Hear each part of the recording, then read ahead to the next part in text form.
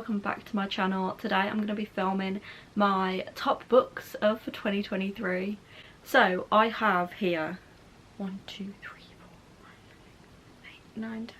12 books that I have deemed my favourites of 2023. Actually, hold that thought, it might be 13.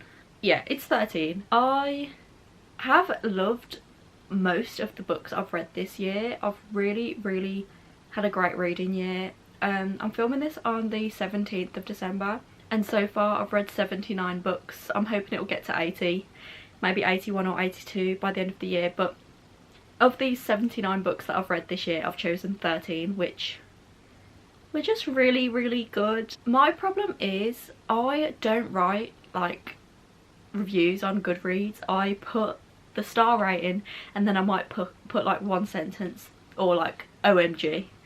I am so rubbish at writing reviews on Goodreads, so a lot of these books, like, I know that I remember enjoying them so much, but I don't remember what happened in them or how I actually felt about them at the time or what I loved so much about them. So a lot of them, it's going to be trying to rack my brain, trying to remember why these are my favourite books, but I just know deep in my heart that these were my favourite books of the year. So I might not have much to say about them, but hopefully you can get some recommendations from this video and hopefully you'll love these books as much as I did. So I think I'm just going to get right on into it. I'm going to try and go by like order that I read them in, but I don't know how accurate that's actually going to be because my memory is awful. The first two are part of a series, so I'm going to talk about them together, but that is Guild by Raven Kennedy and also Glint by Raven Kennedy. So these are the first two books in the Plated Prisoner series, which is a series about a girl called Auron. I knew it was something like that. This is a story about a girl called Auron who is basically completely gold, and she is not imprisoned. She lives with the king, who is King Midas, who can turn things to gold, and he lives with her, and basically the story goes he turned her to gold and then she lives in his castle but in like this gilded cage. It's a big cage, it like covers an entire floor, but it's a cage nonetheless. And Auron loves King Midas. She thinks he's the best thing since sliced bread. She loves him until she starts to realise that maybe King Midas is not as he seems. And the first two books in this series were so good. I have read the first four. The fifth one came out this month, a couple of weeks ago I think, and I haven't picked that one up yet because it's in hardback and all the rest of my series are paperback, so I have been putting that one off. I might read it on my Kindle. But yeah, these first two books were so good. The series does change throughout, so it does end up being like a enemies to lovers sort of story, and sort of a love triangle, but not really. Like, it's quite obvious who she's going to end up with. But yeah, I have only put the first two books in this series on this list because the first two books I found myself flying through them, absolutely eating up every single page, loving the scraps of enemies to lovers that we were getting, especially in these two books. I absolutely adored them when I was reading them, and every time I finished one I went and bought the other one and read it immediately after. So I did end up reading this series in like 2 weeks. But I did find, so these two books are about 300 and 400 pages respectively. The third and fourth book in this series are like 500, 600 pages, and let me tell you, it's so unnecessary. I found with the third and fourth book I was getting so bored. It was so much repetition, it was so much unnecessary information that the series just did go downhill for me. Nonetheless, I did enjoy where we ended up, and I do want to pick up the fifth book, so I'm not saying that the series is awful after the first two books. Like, it is still a really good series, but the first two for me were just perfection when it comes to a fantasy book. They were perfection. So if you haven't read the Guild series or the Plated Prisoner series, I would really recommend it. Next I'm going to talk about I actually don't know what genre this is. I would say a mystery thriller, but it is If We Were Villains by M.L. Rio. This is the book that Bisma bought for me for my birthday one year or Christmas one year, and I was so scared to read it because it's been compared to The Secret History so much, and I could not get into The Secret History when I tried to read it. But I absolutely adored this book. It's about a group of students at a university, and they all study Shakespeare, and like every year they perform a different Shakespeare play, or every semester they do a different Shakespeare play. One of the students ends up dead, and it's basically switching between the past timeline and the present timeline to try and figure out what happened to the student who died. The ending of this book, the ending gives normal people, you know, when you can like, you can picture what you want to happen, like it's quite ambiguous, you can decide how you want this to end, but you know deep down in your soul that it's not good. I cried at the end. It was heart-wrenching, but I would really recommend this book. I would not be intimidated to go into it if you are worried that it's similar to The Secret History, because honestly this was so easy to read for me. Like, despite the fact that they are really pretentious and love Shakespeare and Plato and whoever else, it was really easy to read. If you're looking for a good dark academia or a good mystery thriller, this is the one for you. I might even reread this, it was so good. Okay, I found that a lot of the books that I love are in series, so the next ones I'm going to talk about are both by Lynn Painter, and they are technically a series, but oh, my battery's flashing. I really hope this doesn't die. I'm going to try and go faster. So I think this is it's technically a series, but you can read them as standalones, but it is Mr. Wrong Number and The Love Wager, which are romances. I read Mr. Wrong Number just on a whim. I picked it up because I think I'd heard Em talking about it. It's a romance between Olivia and Colin, and basically one day Olivia sends a text to a wrong number, and it turns out to be Colin, who is her brother's roommate, her brother's flatmate and best friend. So it's like a best friend's brother's best friend, I mean, romance. This is the most hilarious romance book I have ever read in my life. Like, even just thinking back to it, I've never laughed so hard out loud at a romance book. It was so funny. Lynn Painter's writing is so good. I have read Better Than the Movies, and a lot of people say that Better Than the Movies is like the best Lynn Painter book, but I disagree. It's Mr. Wrong Number. Mr. Wrong Number is where it's at. It is so funny. Brother's best friend sending a text to the wrong number and then talking on text, not knowing who it is until they do, and it's just hilarious. And The Love Wager is very similar with its humour, but this is about Olivia's brother Josh, who was Colin's best friend and roommate, and it is about a girl called Hallie.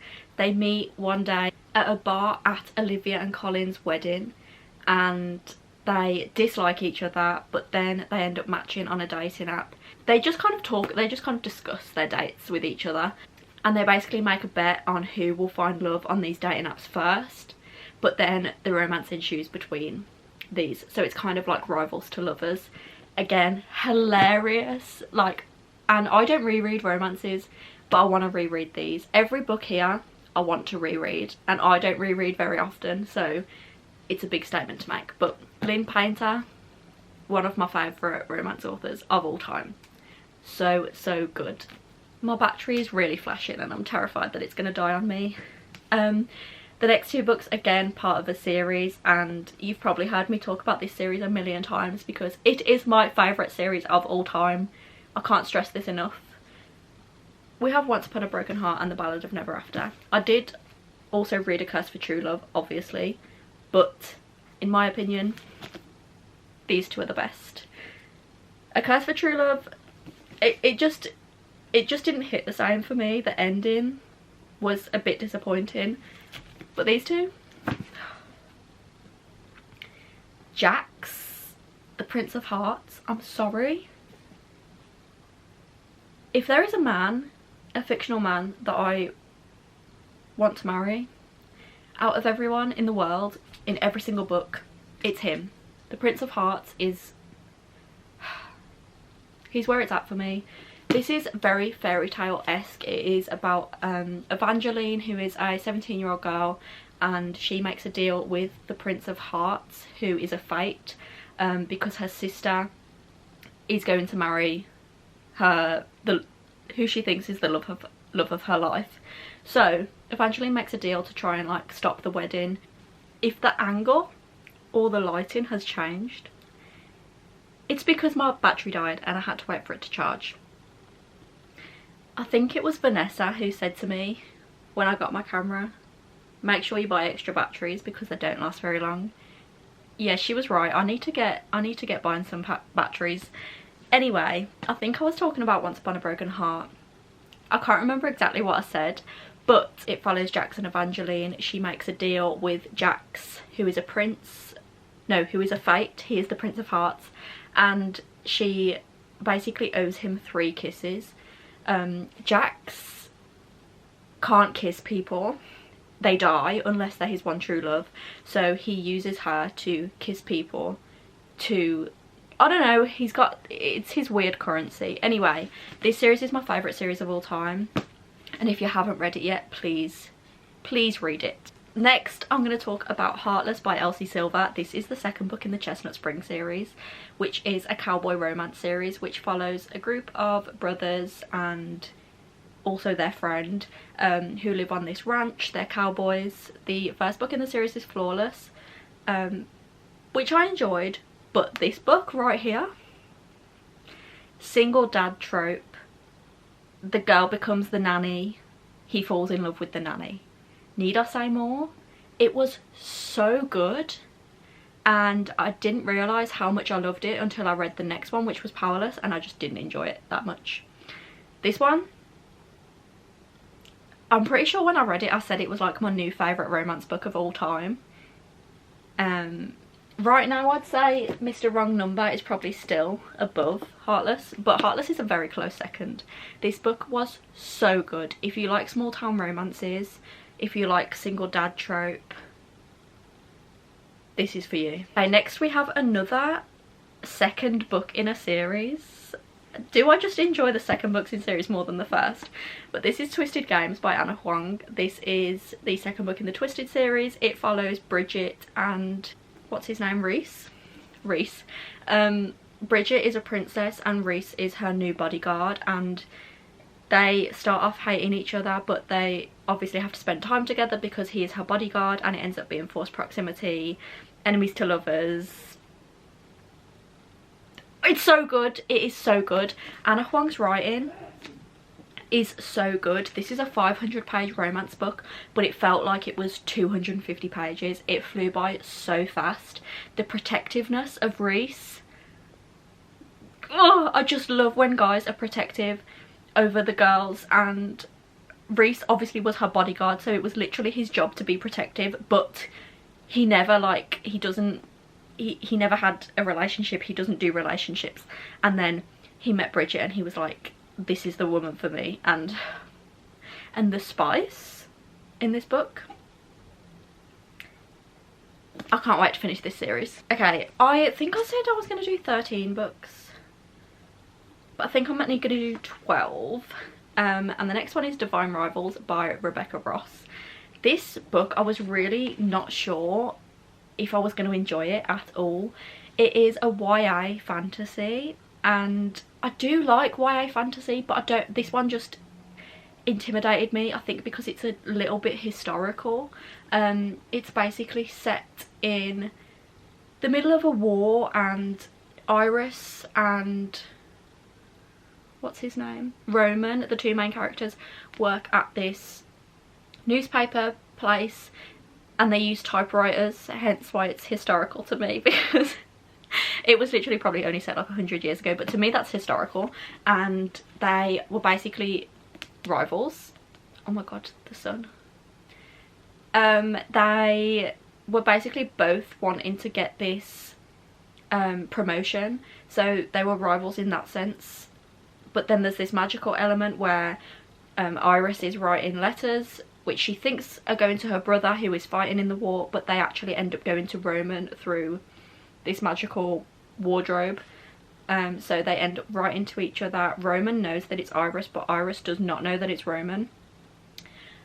This book got so intense, and which I should have expected because there's literally a war going on, but I did not expect these two characters to go into the war. And they weren't like fighting in the war, but they're both journalists, so they were like being journalists in the war. Roman literally followed Iris to war.